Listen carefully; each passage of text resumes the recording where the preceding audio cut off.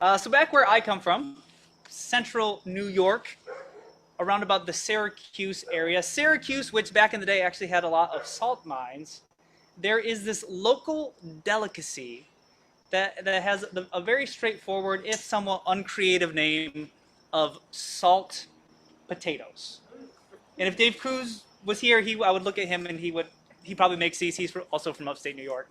But to make salt potatoes, this is what you got to do. You got to get yourself a pot, a big old pot, and you got to fill it up with water. And you got to put that pot and water on a burner, get the heat going on it. And then you got to take several cups of salt, and you got to dump that salt in the water. And you got to keep on stirring until all the salt dissolves. Then what you got to do is you got to get a bunch of potatoes, and you need small potatoes. They're called new potatoes, like this. In upstate New York, they actually sell these in paper sacks with the salt already included in them. But you need potatoes about that big. You throw them in, and because we're good Christians, what are we going to do? We're going to boil the hell right out of them. That's right. We're going to boil the hell right out of them until they're nice and tender and God-fearing. And so after they're boiled and they're nice and tender, you drain that water out. And what you're left with is these salt-encrusted, starchy morsels. So good. So good. But that's only half of the recipe. It gets more gourmet from here. So the next thing you need to do is you need to go to your refrigerator. You need to grab a stick of butter or two. Take said sticks of butter, put them in a bowl, put the bowl in a microwave, and nuke it until the butter melts. Gourmet. Gourmet. You're then going to take the butter out of the microwave, and on one side of you, you'll have your pile of salt potatoes. On the other side, you'll have your bowl of melted butter. You'll take your fork, you'll spear a potato, you'll dip it in the butter, and voila, you have a Syracuse salt potato. You're welcome. You're welcome. And the beautiful thing about these salt potatoes is that they're not just delicious. They don't just taste good, but they're also good for you, particularly for your heart health. And I think our parish nurse would probably agree. Is that right? Apparently I'm not right. I'm being told I'm not right at all. They're not good for you whatsoever. Which highlights, I think, how different our perspective of what salt is from the people in ancient time and their perspective, the people who lived in the time of Jesus. Because for us, salt is predominantly a seasoning, right? It's something that we put on food to give it flavor. But it was not so in the time of Jesus. In the time of Jesus, it was predominantly used as a preservative to stem decay and breakdown. So here's how salt works. What you do is you get a chunk of meat, a cut of meat, filet mignon or tenderloin or what have you.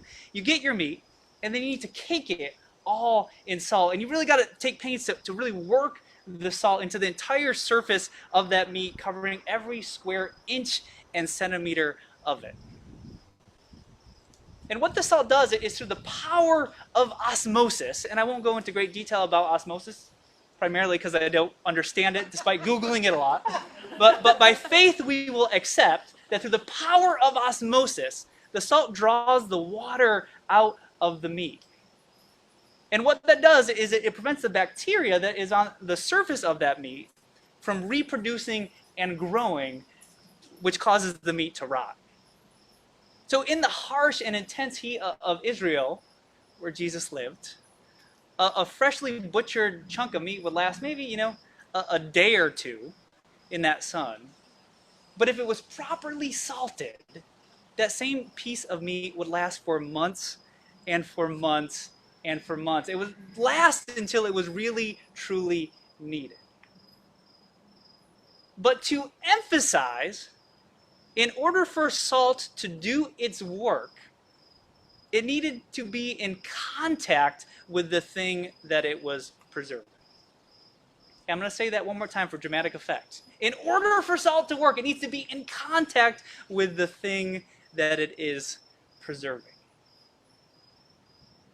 So in today's reading, when Jesus says to his followers, "You are salt," he's not just waxing poetical.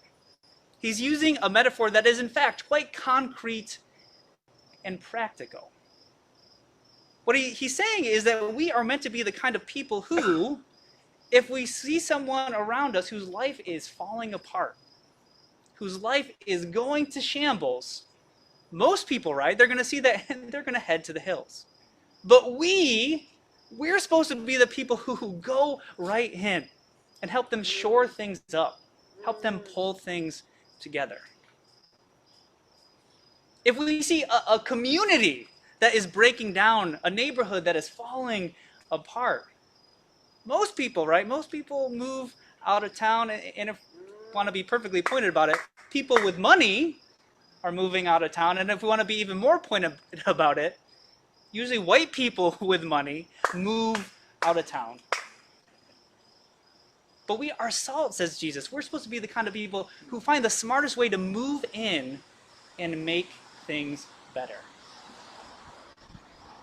And at night before bed, when we're doom scrolling on our phones, then we come across these headlines, right, about these big global catastrophes, climate change and refugee crises. Most people, right, throw up their hands and say, someone's got to do something about this, right?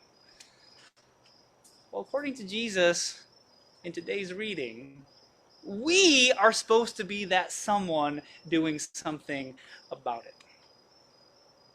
Where things are the worst in the world, we are supposed to be the people who go in to help stem that decay and that breakdown. You are salt, says Jesus. You are meant to be the preservers of the world. But then in his next breath, right, in his next breath, Jesus offers us a word of caution. He says this, he says, "But what good is salt if it has lost its saltiness? It will be thrown out and trampled underfoot as worthless." Now, as with pretty much everything that Jesus says in the Gospel of Matthew, this sounds a little bit ominous, doesn't it? But there's no need to quake in your boots quite yet. Because what Jesus is getting at here is that even as we are called to come into contact with all this really hard stuff, this human stuff, this life stuff, this world stuff, we need to be careful not to lose what makes us distinctive in the process. Because here's why. If you set out to really engage with the hurts of the world, you are going to be enheartened to find that there are a lot of people already out there working to do the same. However, what you will also find is they're going to probably arrive at that work from a very different place than you are.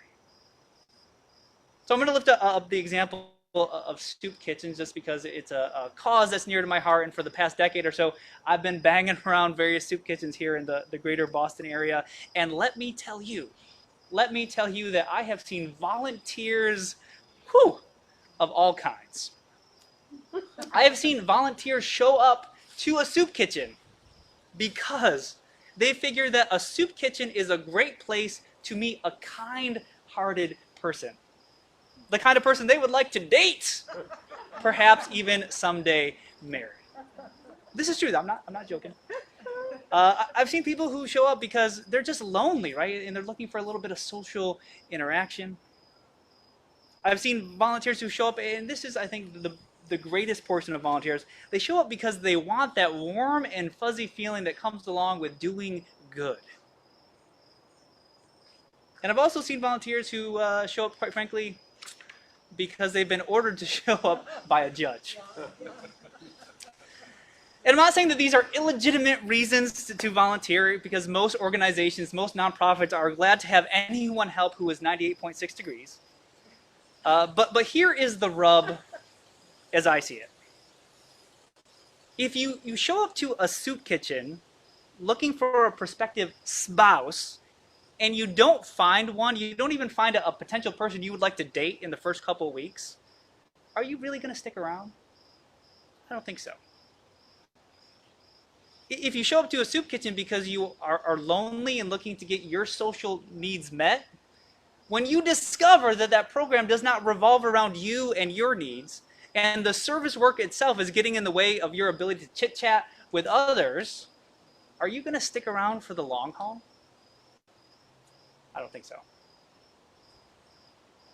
If you show up wanting to feel all warm and fuzzy and have people shower you in gratitude for your selfless works, the first time you get yelled at, the first time you get cussed at, the first time you get a bowl of soup thrown in your direction, right? You're leaving. You're gone. And if you show up because a court has mandated you to do a certain number of hours of community service, are you going to stick around after those hours are done? I'm guessing probably not. But if you show up to a soup kitchen, or if you go up to any place where there is deep hurt and brokenness in this world, knowing that at the very core of your being, you are a beloved child of God, put on this earth to share that love, to make this world better through that love, to help build God's kingdom through that love, you're going to have that staying power, right? That is so necessary for affecting any real positive change in this world. You're going to be able to stick with it when things get rough, when things don't feel all warm and fuzzy. When someone chucks a bowl of minestrone at your head, you will still be there. And you can do that because you are grounded in something that is bigger than your ego. Something more steadfast than your emotions. Something stronger than your desire for positive affirmation. You can do that because you are grounded in love. And if you lose that groundedness, Jesus suggests, you are no better than salt that has lost its saltiness. You might as well be thrown out and trampled on. You are the salt of the earth, says Jesus. You are the preservers of the world. You are the beloved children of God. Don't ever forget it. Amen.